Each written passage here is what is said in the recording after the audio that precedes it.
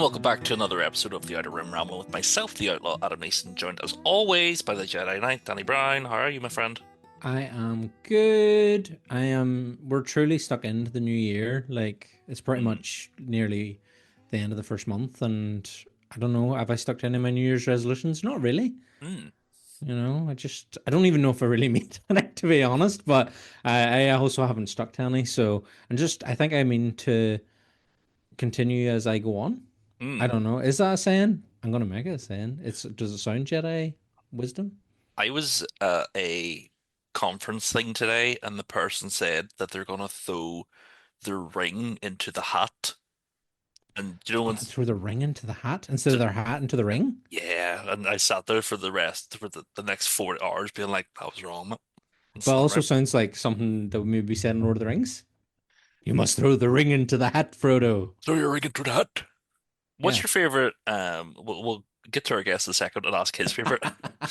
But what's your favorite um stem like sound from Lord of the Rings? Like mine will be like it's cool to the touch. Like when he puts the ring in his hand. Yeah, I think mine would be potato. Boil them, Mm. mash them, stick them in a stew. Yeah, that tends to be my kind of go-to, especially if I'm cooking and I'm using spuds. I kind of have to fall back on that. Or precious, if I'm just kind of like trying to freak out, and I'll go over and just be like, precious, you know.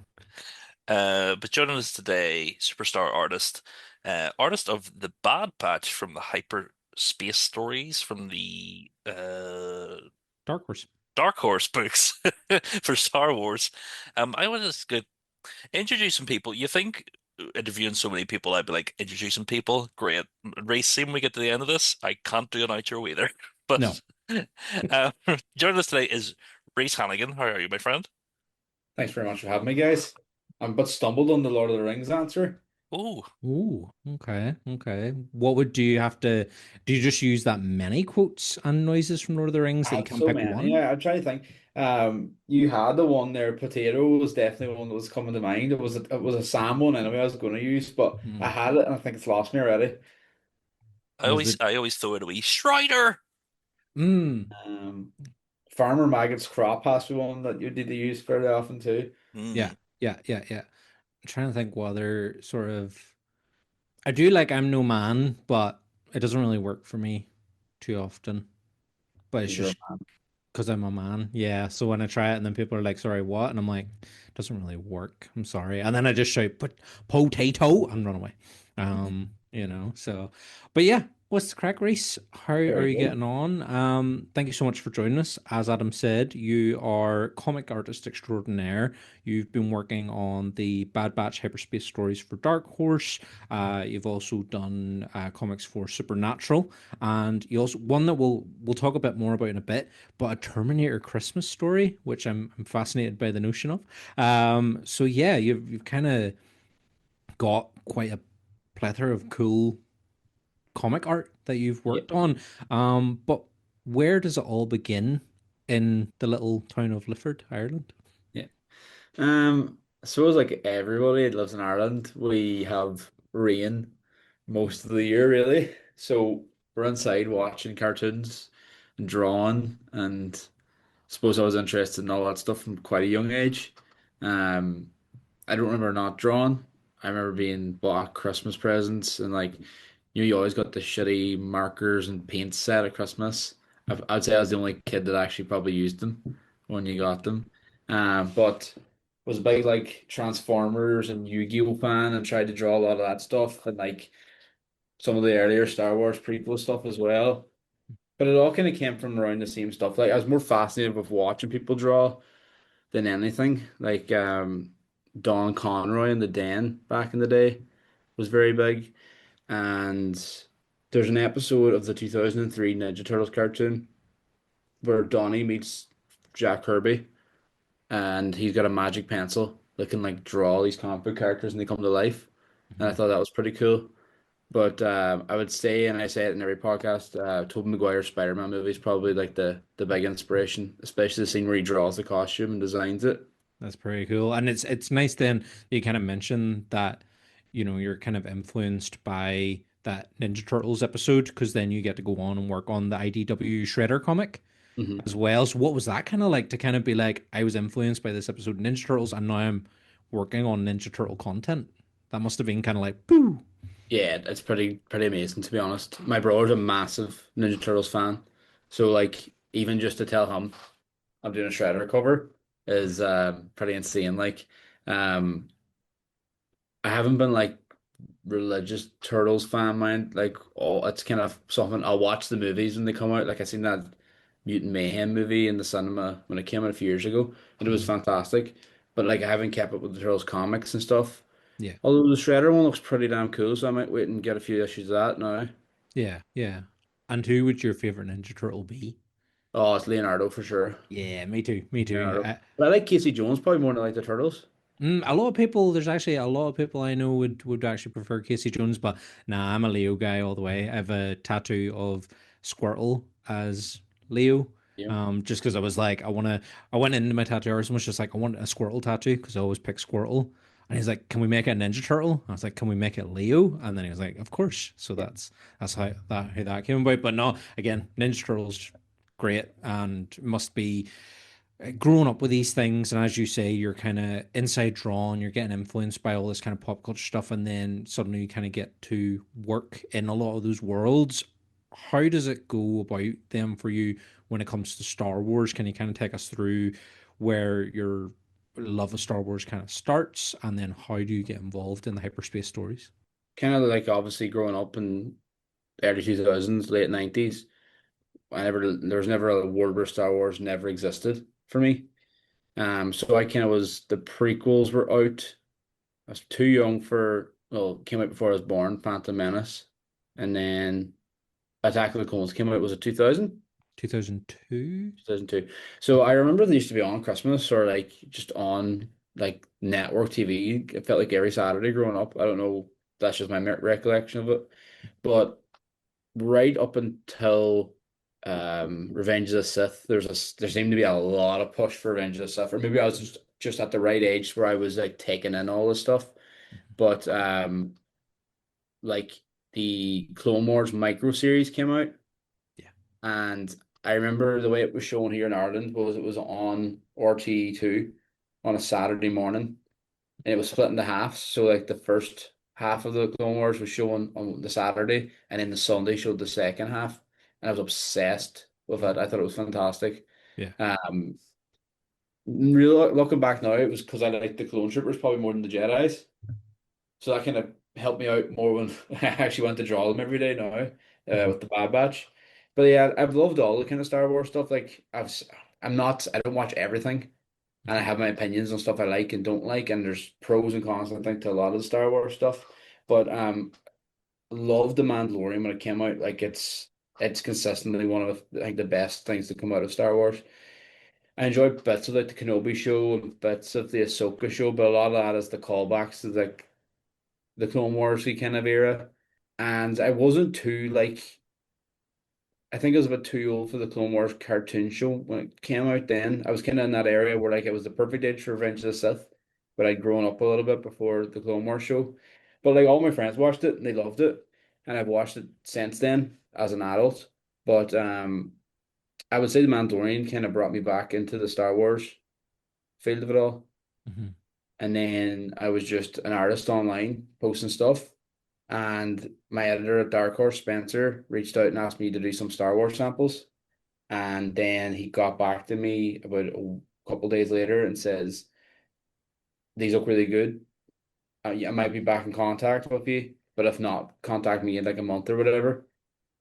And he contacted me back about 12 hours later and asked me to do Bad Batch test samples. So the first samples were just like everything. So I drew like Luke Skywalker and Maul and Yoda and droids and a ship and just kind of give them a little bit of everything. But it was specifically Bad Batch. So I drew Hunter and I drew Crosshair. They asked for one with the helmet on and one with the helmet off. So I drew both. And this was a Friday and it was a US holiday that weekend. It was Labor Day weekend. So they didn't come back to work till the Tuesday. So I sat waiting all weekend to figure out what the results were going to be. And then on the Tuesday night, I got the email telling me I was hired to draw the Bad Batch then. Class. Class. And had you had you watched, you sort of said you sort of Clone Wars hadn't hit you sort of at the right time, but you since gone back.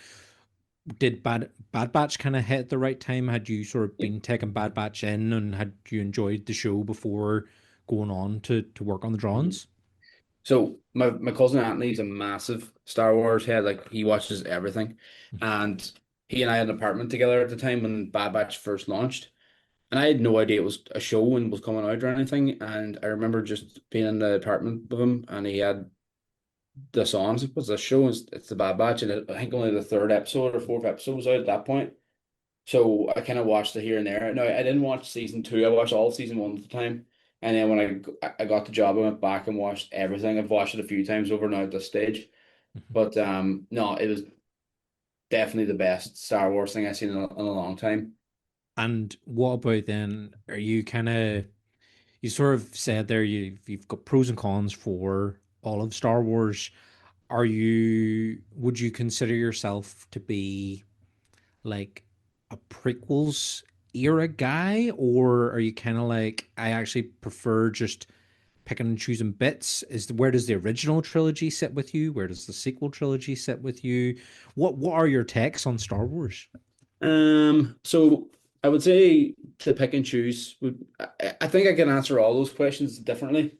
Hmm. Like I would still put episode four, A New Hope was my favorite Star Wars thing ever. Um, and then I would probably go Revenge of the Sith after that. Yeah. And then I would go, I wouldn't go Empire. I know everyone loves Empire Strikes Back, but I'd put it probably as like my fourth favorite. Um, I loved, what's the last one called? The last film, Episode six, Return of the Return of the Jedi.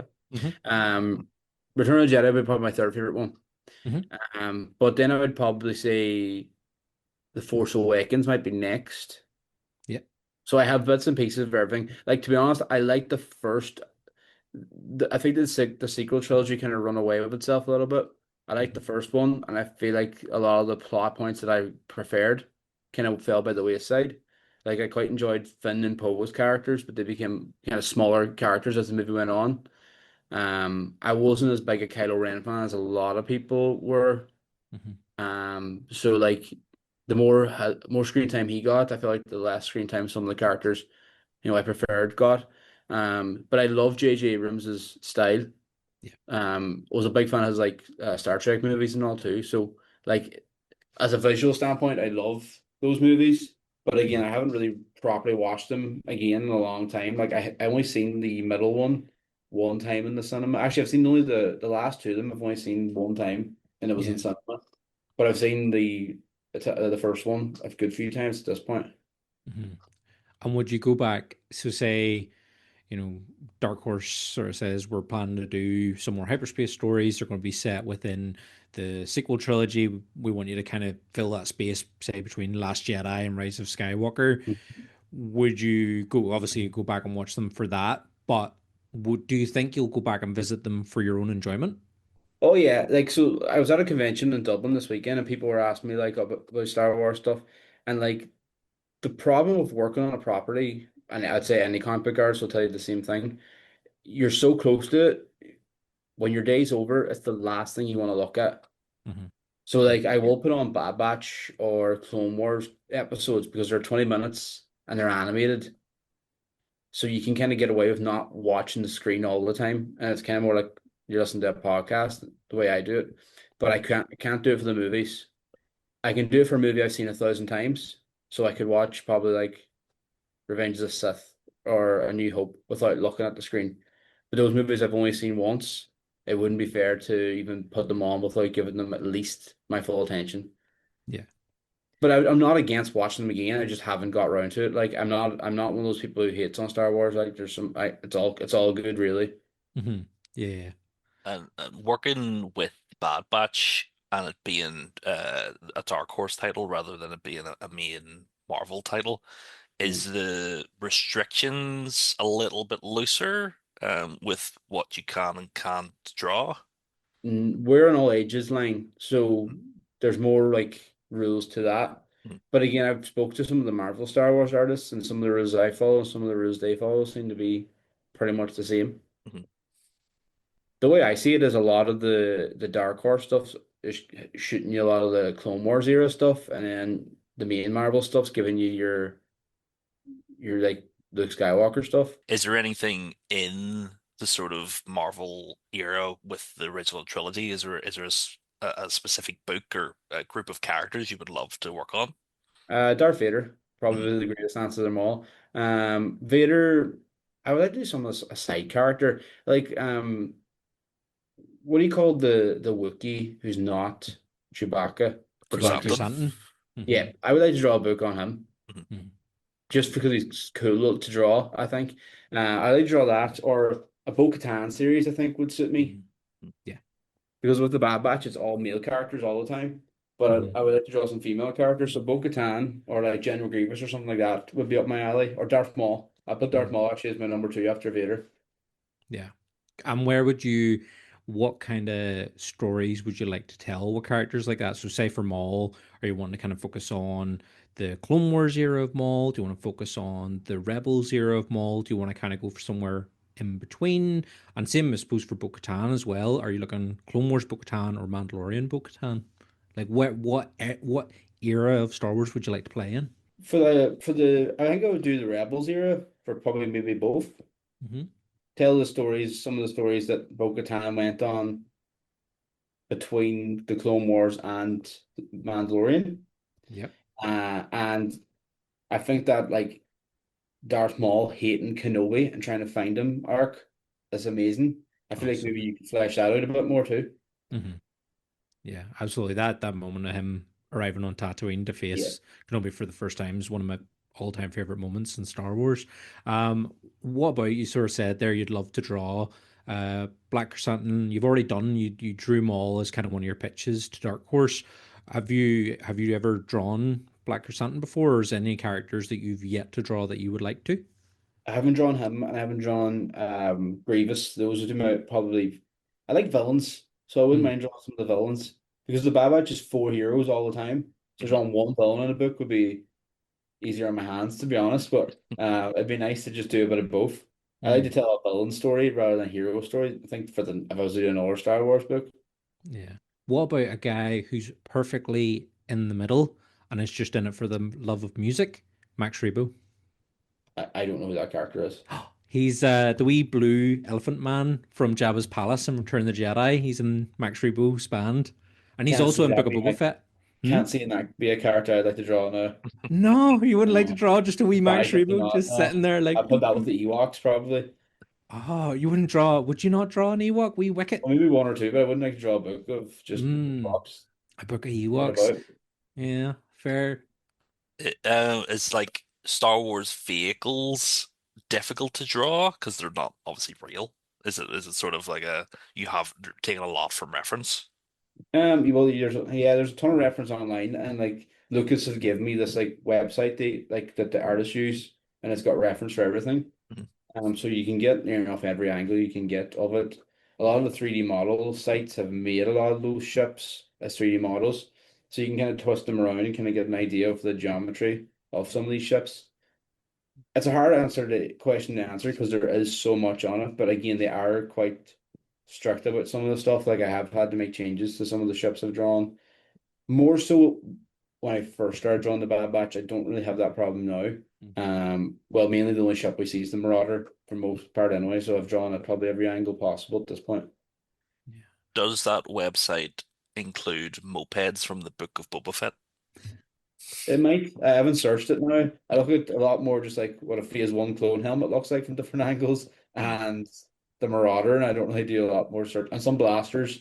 It's good for getting blaster reference as well. Mm. Mhm. If they Yeah. have it, send it over because I know a couple of guys that would really enjoy it. Right. But just in terms, because when we spoke to Will Slaney in one of our earlier episodes, and he talks about whenever he was working on the Galaxy's Edge comic, he was kind of told like, oh, he'd drawn a dewback in Batu, and he was told nope, there wouldn't be any dewbacks in Batu. Have you ever been given notes like that where like you've maybe drawn a particular creature or a species and Lucasfilm kind of come back being like, no, that doesn't work in our world. I drew Dexter into a background scene on the very first issue of the Bad Batch, and I was told to take Dexter out. And like, was he just a subtle little background character, but Yeah, he like wasn't just that for big, you? but Yeah. he was still pretty prominent. He Hmm. was standing behind a speeder, so he was your eye would go to him, like. But Yeah. I didn't draw exactly Dexter. I drew that species, but I didn't, put him in a greasy t-shirt either. Yeah. But were they just like, we They know, were like, pull "Get him out. Dexter out of here." And were you like, please, this is my one little thing. Have you ever asked for anything to be like, have you ever been like, I would love to see just this wee thing in here? Have you ever kind of put like something that you would Um, you would like? Not really. I'm pretty happy to draw what they want me to draw. Hmm. And I know they don't really like a lot of the Easter eggs like that, so I don't really. I stay after the Dexter situation. I just steer away from it. Um, Usually there's pretty much I use only reference they gave me. Usually they make me a playlist for every issue Hmm. with reference for stuff, so I use that a lot. But like, there's an issue I drew currently, and it's the pirate planet from um Skeleton Crew. Yeah. So of course I watched Skeleton Crew and looked at a few of what species were there. I wasn't going to draw Dexter in there. I was going to see what kind of guys would be like appearing in that Yeah. situation. But to be fair, I feel like Dexter could appear there because there is the scene where they're like at the little food counter, when they first kind of pull the credit out. Like, I feel like Dexter could definitely be running some sort of food stall So he's there. skeevy, so he could get away with something. He's I he's a real restaurateur, so he could be. Yeah, he could have a chain Yeah. of restaurants, diners all over the galaxy, including pirate outposts. I think you should definitely next issue shoot your shot, try again, Yeah. get more Dexter out there. Um, what about then? So, like with the other work, as I say, you've done a Terminator comic for is an IDW, you did that one. Right. So how or Dynamite, sorry, how did that one kind of come about, and how did it end up being a Christmas story? Was it always sort of a Christmas story? So I just drew the cover to that one. I Hmm. didn't do any of the interior of that. No, I was emailing my portfolio around to some editors, and the Dynamite editor offered me a few covers, and I asked, does he have any Terminator stuff? And it was just there's a Terminator Christmas special. So I was glad to draw anything Terminator, and it was Yeah, actually a cool one to draw. yeah, yeah. Well, that's as I say, I seen it and was just like, Christmas Terminator? They've What? done a few That's specials now. There was a Supernatural special, Christmas special, and there was a Thundercats one as well. So a lot of those Dynamite books just had specials this year. There's a Mhm, few more to come this year. Like I did the Supernatural Valentine special cover as well. So I mean, I don't mind being a holiday special type of guy. I get to draw all these different properties as well. mhm. With drawing Star Wars so much, it's all armor all the time. So drawing some human faces and stuff in like the Winchester rulers is pretty cool. Yeah. What's a dream property to work on, whether it be a cover, like you said, one that like a holiday special cover, or something that you get to work through entirely? I would like to just be like a Marvel superhero artist for a while, I think. Like Moon Knight or like Venom would be like my number one or two. A Spider-Man book, just superhero stuff. Yeah. So Yeah. it'll be a lot faster to draw than drawing armor kind of all the time. So like my heart's with superheroes. Like Yeah. I like all these other properties and stuff, but like Marvel superheroes is why I wanted to draw comics. Hmm. So I have an Yeah. itch to draw some of them characters now. Yeah.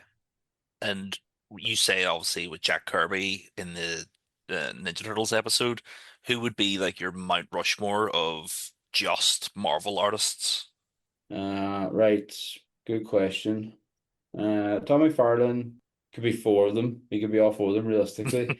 I'd probably go John Buscema. See, there's guys I like that are more current, Yes. but I wouldn't really put them Mount Rushmore yet either. So if you're just go with classic kind of guys, I'd probably put Jim Lee on there as well. Mhm. And let me see, who's the last one I'll put on? Olivier Coipel. I suppose he's kind of current, but again, he's been around a long time that he could probably go on a Mount Rushmore. His Thor run back in the Yeah. day is just so gorgeous. I Mhm. have it like in the omnibus that leads up to Siege. That's so good. Siege itself is probably one of the, I think is the best job he's done in his hmm career. hmm It's such a beautiful book, and so that was sort of when I was getting the comic books, and Me too, actually. he would do stuff with Bendis on like the new Avengers as well, Yeah. and like Mhm. seeing him draw Spider-Man was just so good. It's just so dynamic and like his storytelling's so fun. hmm And it's very cool, like how many artists he spawned since then, like hmm how many people came along and are very much so Olivia Coipel or a Stuart Immonen clone. I feel like the comic book industry is all anybody who's broke in the last 10 years are usually in that wheelhouse or vein of artists. I mean, I'd probably fall in there as well. So, There's an artist recently, and it's like it's not my style, but it's something people are going crazy for. I can't remember her second name. Is it Peach? Peach Momoko. She's like their stuff is so out there. Mm-hmm. It's beautiful though. It's some beautiful art. Oh, it's beautiful stuff too. It's all watercolors and hmm colored pencils and stuff. I mean, it's just completely different comic book style. hmm Like she's Japanese, I think, but hmm again, it's not a manga style either. Like it's completely and utterly its own thing. It seems more like historic Japanese artwork you'd see in like a tapestry or something, hmm more so than in like the commercial comic book style. hmm But I feel like comic books need styles like this as well. People kind of pushing the boundaries. Speaking of pushing the boundaries, would you ever, obviously you're sort of an all ages book with the Star Wars, but Marvel have been doing a lot of Red Band books recently with that sort of would you fancy doing that with like a Punisher or a Wolverine or a Moon, like you say? Oh, absolutely. Like as much as the Bad Batch is an all ages book, I'm trying to portray it as like what a Marvel comic would look like anyway. Like I'm going for just like straight up like hero book. Um, so I'm not like dumbing it down for the reader either, and I'm not making the art necessarily kiddie either. So like I'd probably gritty it up a bit, but I wouldn't. It wouldn't be out of my wheelhouse to just go straight to a bloody style too. Yeah, because there was the Punisher Max stuff, obviously with Steve Dillon, rest in Hmm. peace. But his stuff, like I say, whenever I first started with like obviously local guy Garth Ennis and Steve Dillon and the Punisher Max sort of initial run, that a lot of the movies took it from is like growing up being 14 and seeing his style, which is so Hmm. unique and grotesque, but obviously comedic, Yeah, um, really helps sort of like get into comic books because it's like, oh, it's terrifying, but I'm also laughing at how yeah. outlandish this is. I feel like their Preacher books very much so the same. hmm No, I would definitely love to do something like that. Like again, I wouldn't want to be known for the blood and guts guy either. I would like to do like one of those black, white, and blood books because they're three colored books. They're not full colored books. So like as just a way to play with the art by just having black and white and red would be cool. Like a Ninja Turtles one, if it was like a Raphael black, white, and red would be pretty cool as well. Would you say they came to Marvel? We're like, we're going to do another black, white, and red Star Wars one, Black Chrysanthemum. Would you? Would Yeah, you be all over it? Yeah. absolutely. Especially because they're all short stories anyway. So like you could do something really cool and put a lot of time into it. And especially like all the fur textures and stuff, I'd love to do that with like a brush or something. You mentioned before that you were at a con recently in Dublin. That was MegaCon, wasn't it? Yeah.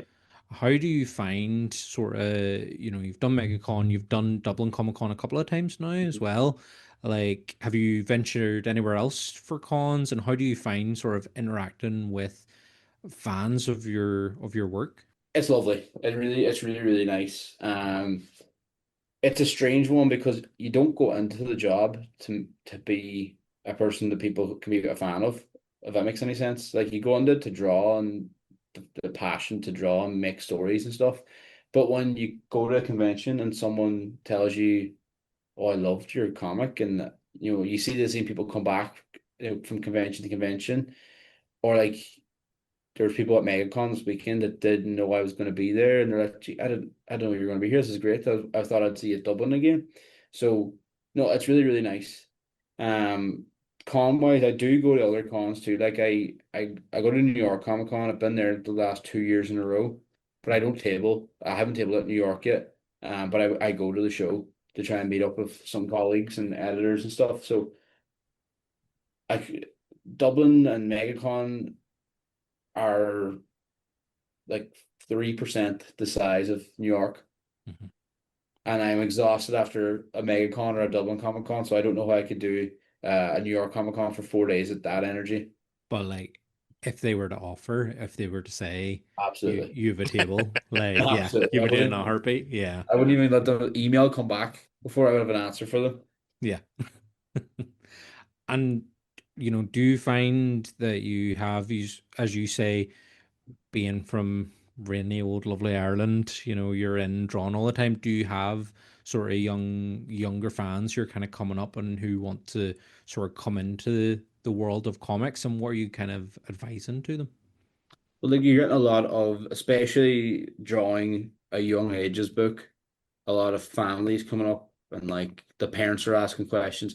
It's about real, well, it's good to show the parents that like it's a viable career to have and like your child's going to school to learn all this stuff and there's like a light at the end of the tunnel to see an Irish guy could have a career in this and these jobs are in America, but it doesn't mean you need to be an American and you have to be there to get them. Like you can pursue it and you can live from your hometown Mhm. and do this kind of stuff, especially with the internet now. Like I got hired through Twitter, Yeah, not a convention. So like essentially, if you're good enough online, they'll find you too. yeah. So like just that and like giving people portfolio reviews and advice in person is pretty good too. Like so, there's a lot of good reasons to go to a convention. And do you get many? I know you sort of you take on commissions as well for work. Do you get much in the way of commissions from doing cons, and what kind of stuff do you get asked to draw? I got one. I only did the one at MegaCon. It was a pre-show commission that was booked, and it was Cyclops from the X-Men. Um, Normally do about three or four. I usually do one or two Star Wars, and then I end up doing like a Marvel or a DC character, really. Um, so like the last Dublin, I did Rex, and I did Maul, and I did Crosshair, but then I had like Nightcrawler from the X-Men and something else as well. And then usually there's like a Batman or something. I haven't drawn Batman in a while now, but usually there's some kind of Marvel or DC hero that kind of comes along. Especially pre-Bad Batch, I was getting nothing but like Spider-Mans and Deathstrokes and kind of all those normal, not normal, but like kind of more quote unquote superhero. Yeah, and there's a piece you have, Space Dads, featuring Mando, um, and Hunter. Was that a commission, or was that just something you wanted to do yourself? Or Yeah, so that was a commission for one of like I did a lot of commissions in the summer in between the first Bad Batch miniseries and the second Bad Batch miniseries. And it was all those Bad Batch fans that were reposting my work. And that was great. It was great to draw all their favorite characters for them. And that one particular one was Molly. She used to work for Screen Rant and she wrote an article on Hunter from our book. And she got a few commissions off me, and that was like the last one she got, and it was the big one. And it was I asked I would do it bigger in size if I could make it a print because I drew half of it digitally and I realized this is going to look really, really good when it's done. So I offered to make it bigger if I could, get it color to make a print out of it. And she was happy with that. So that's what I did, and it turned out really good. The minute I posted the inks online, it really kind of blew up, and then I immediately went to get it colored at a body color it, and it still kind of pops up with a good few likes every day still, and that's about 6 months ago now. yeah, it's a great piece. Whenever we posted up, Mhm. about your visit to We Sell Heroes, which we'll talk about in a bit, I had to include that picture in it too because there's one that just leapt out at me. I was like, oh, that's great, and even Space Dads. I was like, aye. And I know this is a Star Wars podcast, but let me just geek out with you for a second. What's your favorite X-Men run, if you can? What's your favorite Spider-Man run, and what's your favorite Daredevil run? Oh, right. Not an X-Men guy at all. Oh, They're cool to draw, but I have read like zero X-Men comics. I'll say Ultimate Wolverine because that's the one I'm hmm. reading right now. Can Um, I give you a recommendation? yeah, go for it. Rick Remender's Uncanny X-Force. I have read that as a child. Yeah, no, I did like that. Mm, Um, I was reading that in like the Marvel British reprints that used to come mm, out of like Wolverine and Deadpool. So I have read that. mm. Chip Zdarsky's Daredevil run would be my favorite in Daredevil. And then who was the other person? Spider-Man? Spider-Man, yeah. Good question. Gonna go to the Tom McFarlane stuff just because it's like so cool. Mhm. And then I really like the Spider-Man Deadpool series that used to be out. It was cool. There's a lot of Spider-Man. There's a lot of good Yeah, Spider-Man as well. But yeah, I'll give it to Tom McFarlane because of how much I've looked at that work. yeah. It's like stood the test of time and Yeah. sort of evolved the character from what it classically was to what it basically is now. Even It's though, what I'd imagine Spider-Man in my head. Like yeah, when you say Spider-Man, I think of McFarlane really. Or I would be thinking about the Spider-Man books I read when I first started reading comics. mm, So that'd be like post-Secret Invasion stuff. I think it's Back in Black would have been mhm, like the third. It's John Romita Jr. I think of John Romita Jr. a lot when I think of Spider-Man. Um, and then like anything Humberto Ramos drew. 100%. Yeah, during that Dan slot, Roberto Ramos run, some gorgeous stuff. I love the way he drew, not to be a creep, but I love the way he drew Mary Jane. I just thought it Yeah, was like s- sometimes I love J. Scott Campbell's pinup versions yeah, of like Mary Jane and Gwen Stacy, but Alberto Ramos really gives the characters great sort of flow and motion in the scene. yeah. No, 100%. I feel like what you're saying there is like they're kind of standing still a lot of the time Mhm, in Campbell's work, mhm. but like if he's like everything's moving all the time from panel to panel Yeah, in Ramos' stuff, so I think that's what you're kind of seeing there. mhm. But if Yeah, Campbell did a Spider-Man book, it might be what you're looking for too. yeah. It's I was in America 10 years ago, and one of the comic book stores had one of those J. Scott Campbell pin-up statues Mhm. of Gwen Stacy, and it was like $100. And I was like, I won't be able to get this home. And it's one of the greatest regrets of my life. I was like, I should have just bought it. Even if it broke, I could have glued it back together. You could have bought it and FedExed it back. Mm. I was young and dumb. I'm now just old and dumb. Who Because like is when I your go to New York Comic Con, that's the kind of stuff. No, I'm not big into the figures and trinkets. Bar what's in my office here now, but I've had a lot of the stuff for 10 years or whatever. But that's the question. I think if I really want this, how much will it cost me to ship this back home again? Mm, I don't have room in my luggage for it. mhm. and what have you got? What do you bring I home? have nothing of like value. I have a few statues. I think a few of them are diamond selects, a few McFarlane things. I have nothing big and huge, Yet? like worth anything yet anyway. But I mean, I don't have a lot of room for it. I rather have collect art than collect toys and figures, to be honest.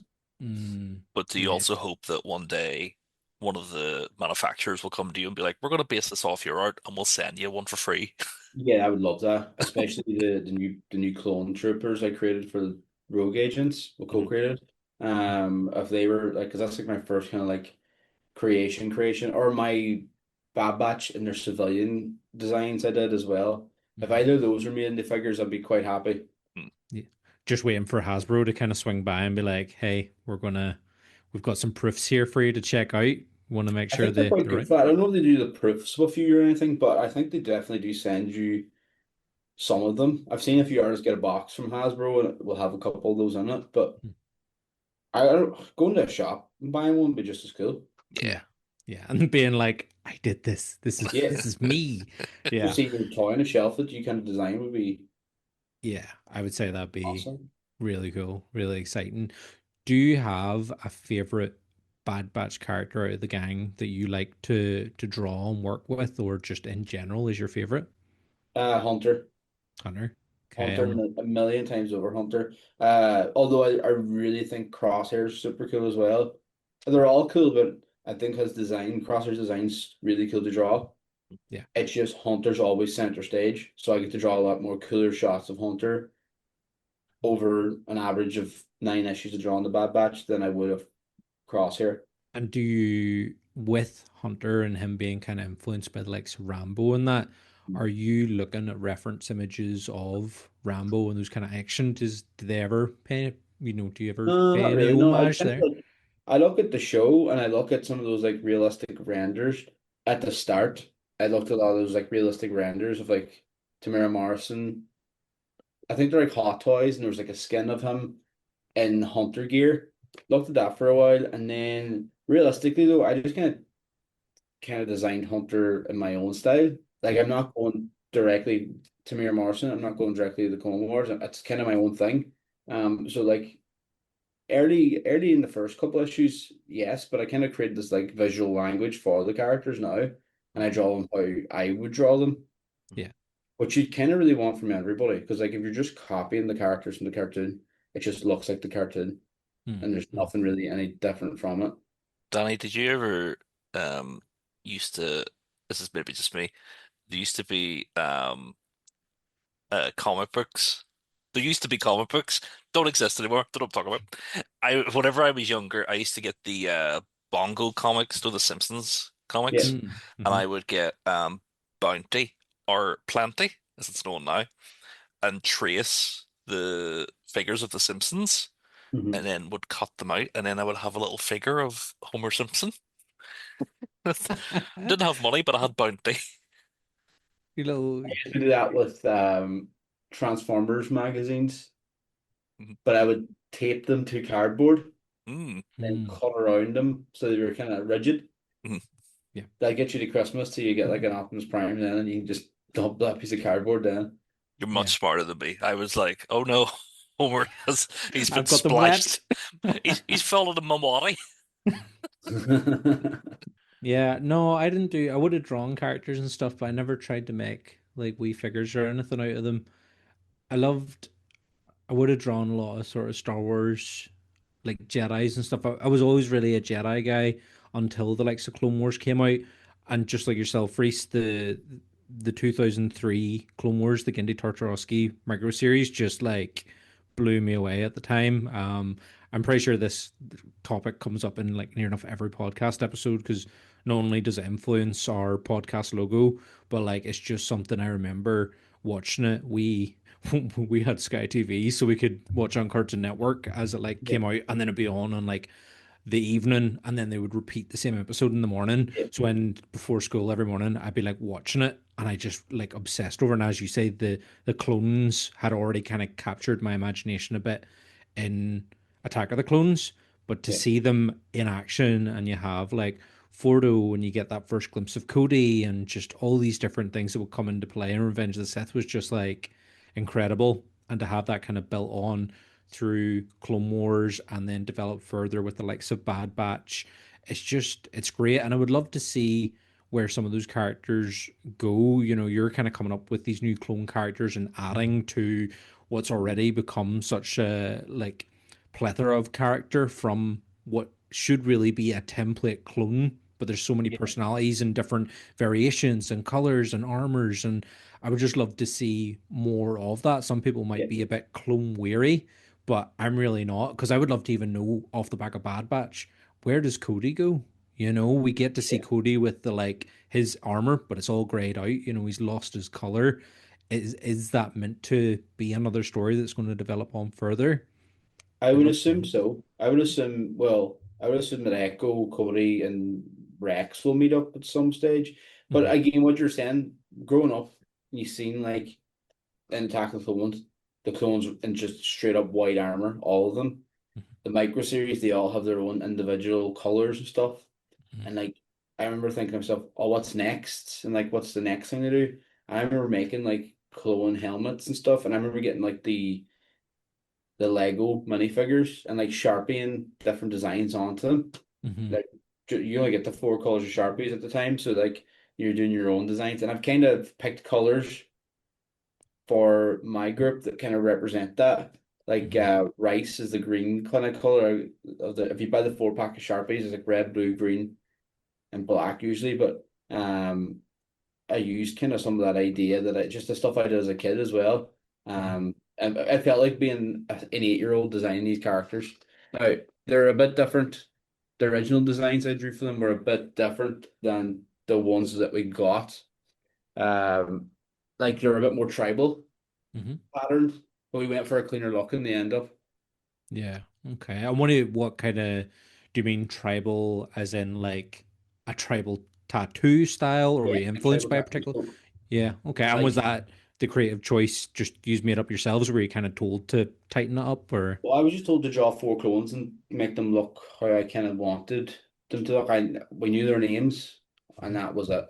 But I drew like Tamir Morrison's Kiwi. Am I right in saying that? Hmm. Mhm.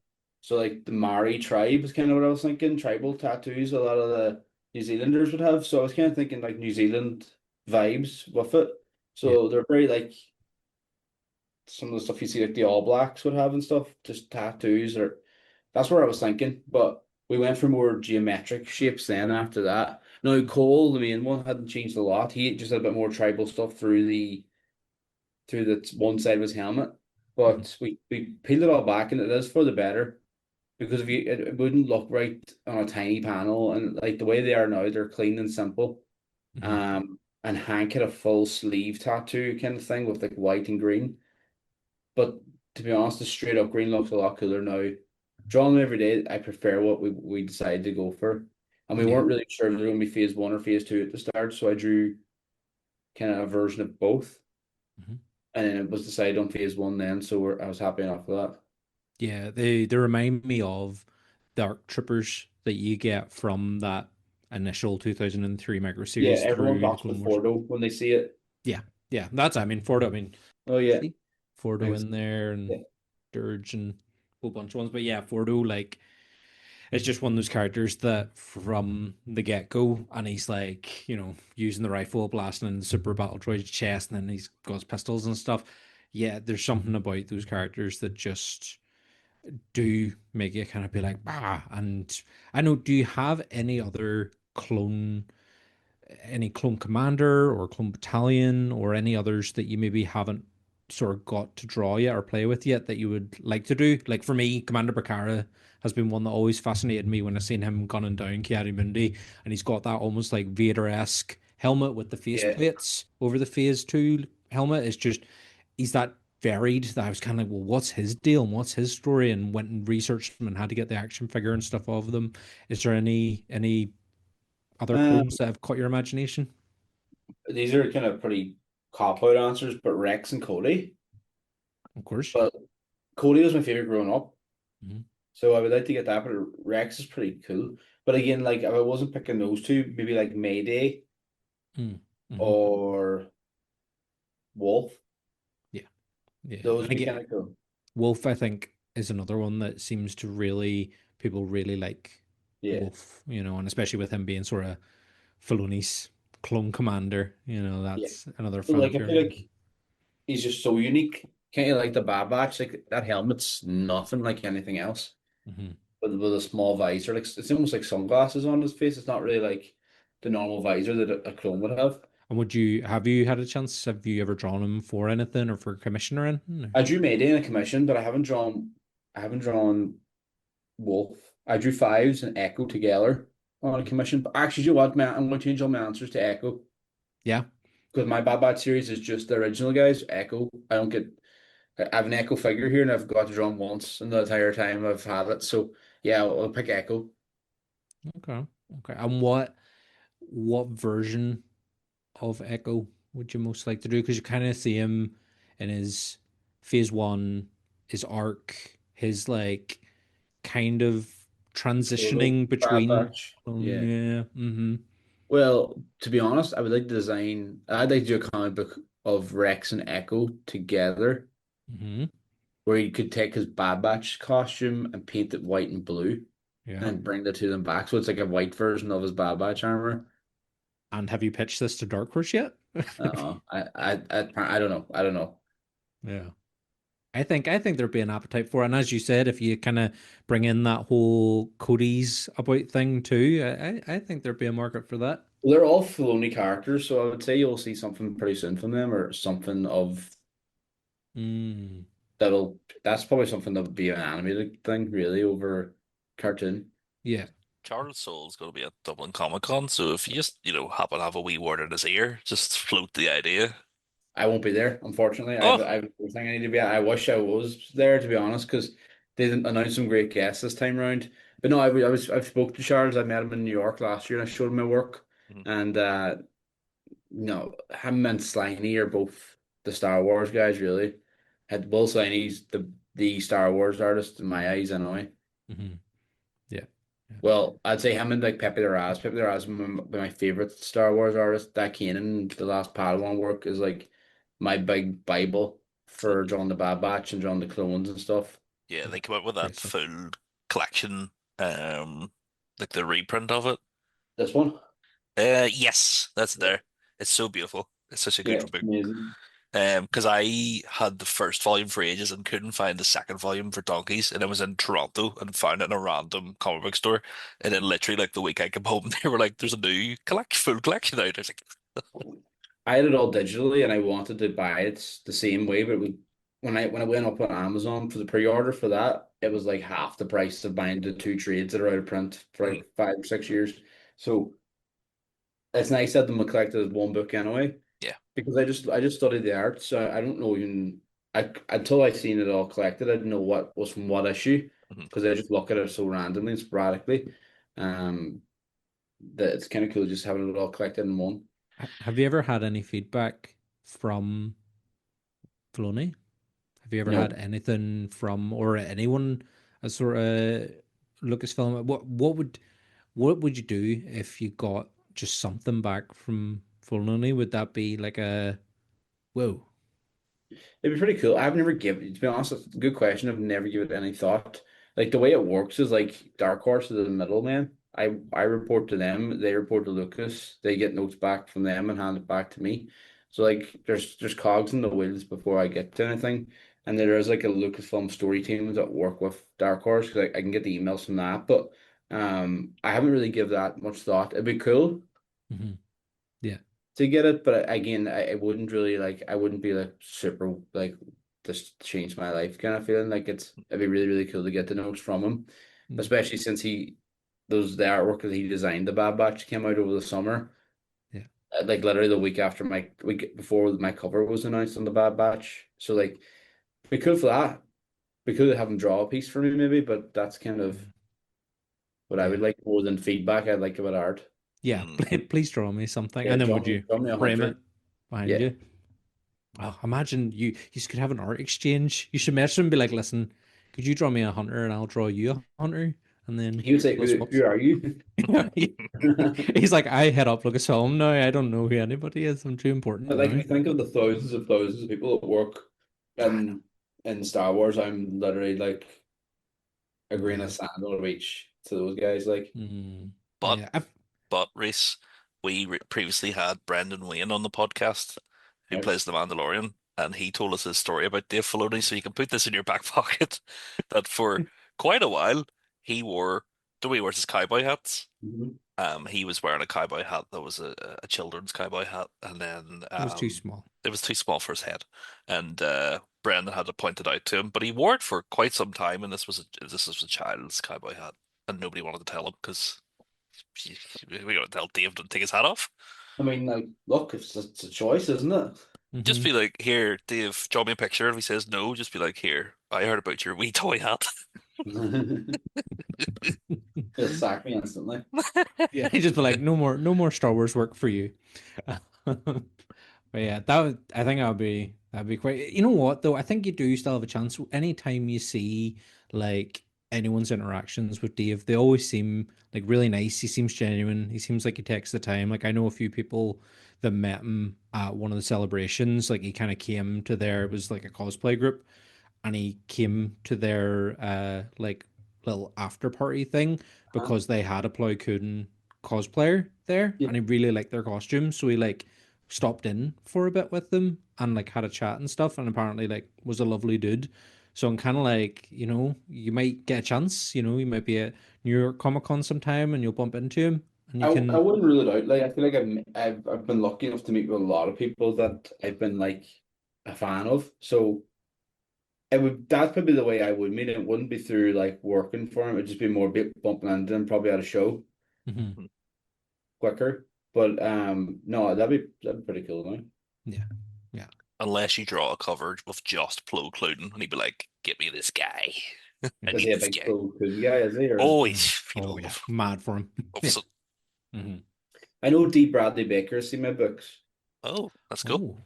Hmm. and I signed a few of them. So like yeah, that'd be pretty cool. I know he does a lot of conventions. I think he was at New York when I was there, but I didn't meet him. Hmm. But maybe one day I'll bump into him at a show. Mm. Yeah, But yeah. And speaking of meet and greets. Oh, Oh, oh. oh, Donnie, like that segue, man. So we sell heroes. The 31st of January, you can come down and meet Reese. Get some stuff signed. Get you the nice Christmas Terminator book signed. Yeah. Um, and just have some general bants.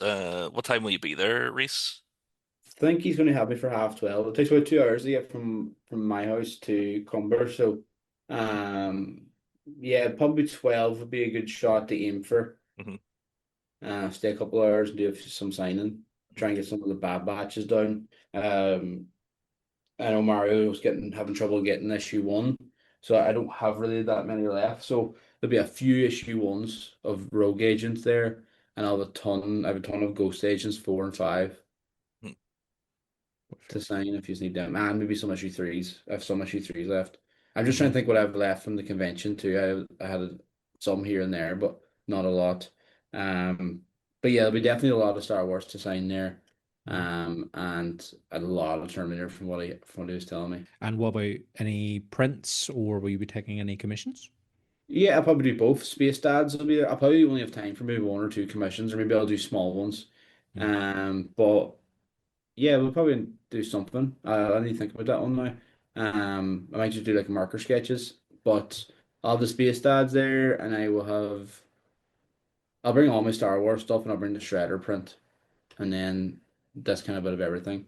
And yeah, I'll do some maybe A5 sketches. I need to think about. I'll take Mario and figure out what I'm gonna do. Because if it's only 2 hours, I couldn't do like full commissions. There wouldn't be enough time to be one probably done in that time. Mhm. But if I could do a few marker sketches, that might Yeah, be the move.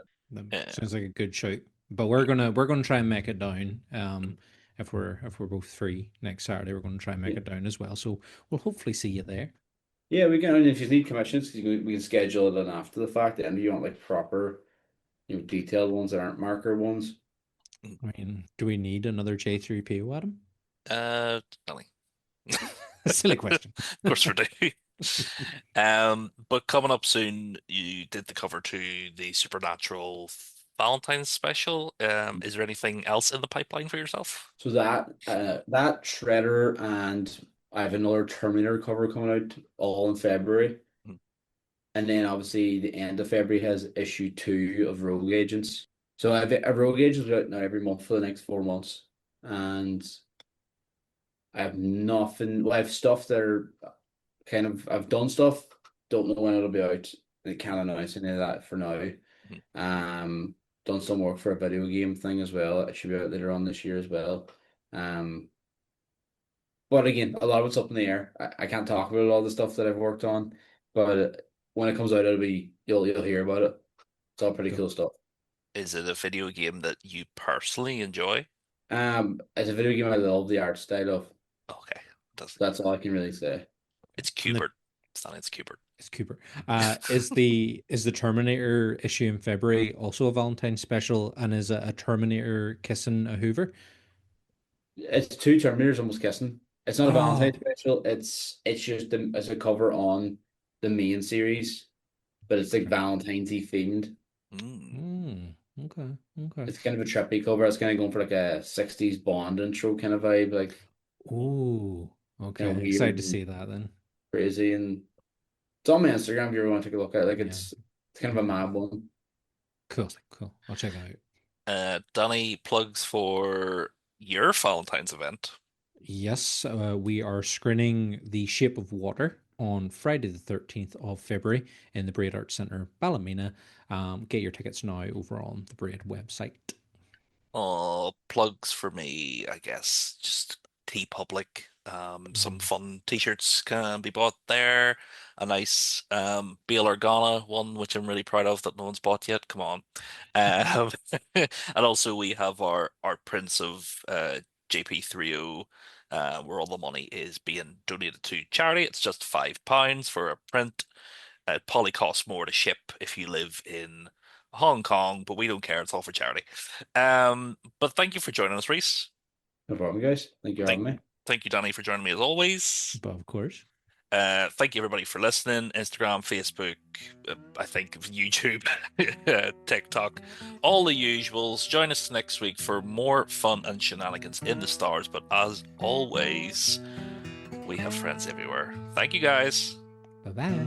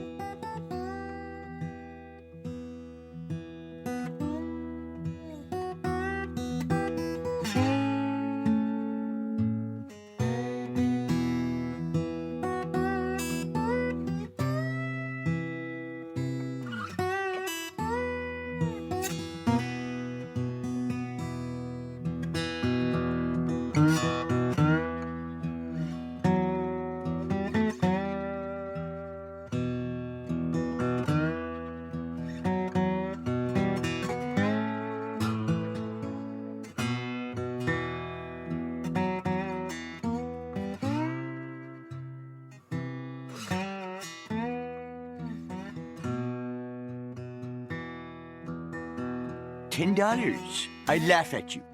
Please to note, this is no ordinary comic book. It is in perma-mint condition. If you spill soda on it, the drops fly off harmlessly onto lesser comics. Whoa. Yes, you are quite correct to gasp. Also note the price, $25. We had to buy lunch for that homeless guy. While my son's at fat camp, I cleaned out his room. How much will you give me for this? Probably nothing, but let us see. Who? Handwritten script for Star Wars by George Lucas? Princess Leia's anti-jiggle breast tape. Film reel labeled alternate ending. Luke's father is Chewbacca. Oh! I'll give you $5 for the box. Sold.